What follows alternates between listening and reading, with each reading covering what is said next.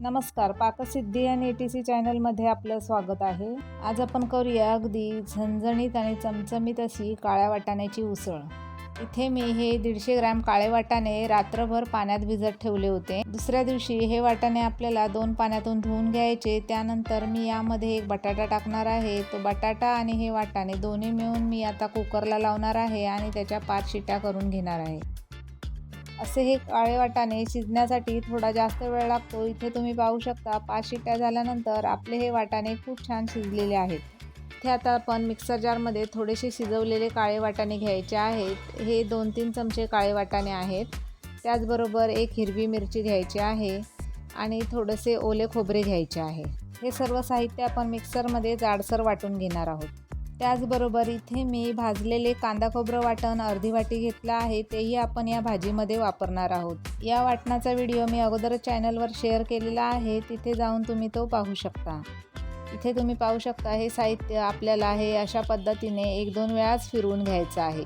अशा पद्धतीने हे साहित्य आपल्याला जाडसर ह्या वाटाण्याच्या भाजीत वाटून घातल्यामुळे ह्या भाजीला वाटाण्याचा फ्लेवरही खूप छान येतो आणि वाटाण्याची भाजी छान रसरशीत होते। त्याचबरोबर आपल्याला यामध्ये कांदा खोबरं वाटणही खूप कमी लागतं। मध्यम गॅसवर कढई ठेवून त्यामध्ये अर्धी वाटी तेल टाकूया। तेल छान गरम झालं आहे तर त्यामध्ये आता आपण अर्धा चमचा राई टाकूया। त्याचबरोबर अर्धा चमचा जिरे टाकूया। त्याचबरोबर यामध्ये आता आपण 7-8 पाकळ्या लसणीच्या ठेचून घेतल्या होत्या त्याही टाकूया। कढीपत्त्याची 10-12 पानं तेही टाकूया आणि एक कांदा बारीक चिरून घेतला होता तोही यामध्ये टाकून व्यवस्थित छान परतवून घ्यायचा आहे। चिमूटभर आपल्याला यामध्ये हिंग टाकायचा आहे आणि त्याचबरोबर पाव चमचा आले लसूण पेस्ट टाकायची आहे। हे सर्व साहित्य आपल्याला तेलात छान व्यवस्थित परतवून घ्यायचं आहे। एक मोठा चमचा आपण यामध्ये लाल तिखट टाकूया। एक छोटा चमचा आपण यामध्ये गरम मसाला पावडर टाकूया। त्याचबरोबर एक छोटा चमचा आपल्याला हळद टाकायची आहे। परत आपण हे सर्व साहित्य व्यवस्थित छान तेलामध्ये परतवून घेऊया। आता आपण यामध्ये एक टोमॅटो बारीक चिरून घेतलेला होता तो यामध्ये टाकायचा आहे।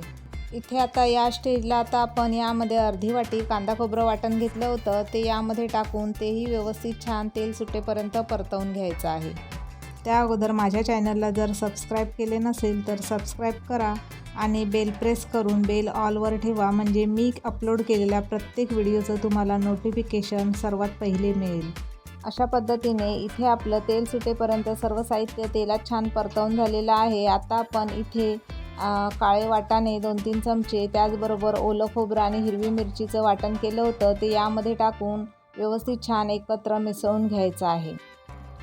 अशा पद्धतीचे हे वाटण या वाटाण्याच्या भाजीत टाकल्यामुळे ही वाटाण्याची भाजी छान मिळून येते आणि भाजी छान रस्सेदार होते। अशी ही माझी वाटणाची सिक्रेट ट्रिक्स वापरून अशा पद्धतीने भाजी नक्की करून पहा, खूप छान लागते। ग्रेव्ही थोडीशी घट्ट वाटत आहे, थोडेसे अजून पाणी आपण यामध्ये ॲड करूया। तर वाटाण्याचं पाणी उरलेलं होतं ते यामध्ये मी टाकून घेतलं आहे। या वाटाण्याबरोबरच मी एक बटाटा उकडवून घेतला होता तोही आता सोलून कापून यामध्ये मी मिसळून घेणार आहे। असा ह्या भाजीमधील बटाटा खाण्यासाठी खूप छान चविष्ट लागतो। भाजीला एक उकळी आल्यानंतर आता आपण यामध्ये चवीनुसार मीठ टाकूया। बटाटा आणि त्याचबरोबर काळे वाटाणे आपण अगोदरच कुकरला उकडून घेतले असल्यामुळे ही भाजी तयार व्हायला जास्त वेळ लागत नाही। ही भाजी आपल्याला पाहिजे तेवढी घट्ट किंवा पातळ करू शकता। मी इथे थोडीशी घट्टसरच भाजी केली आहे। मला ही भाजी टिफिनला द्यायची होती त्यामुळे थोडीशी अशी घट्टसर मी इथे केली आहे। आता आपण गॅस मंद करूया आणि त्यावर झाकण लावून 5 मिनिटांसाठी ठेवून देऊया। 5 मिनिटांनंतर इथे तुम्ही पाहू शकता आपली ही काळ्या वाटाण्याची उसळ खाण्यासाठी तयार झालेली आहे। तर आता आपण यामध्ये मूठभर बारीक चिरलेला कोथिंबीर टाकूया।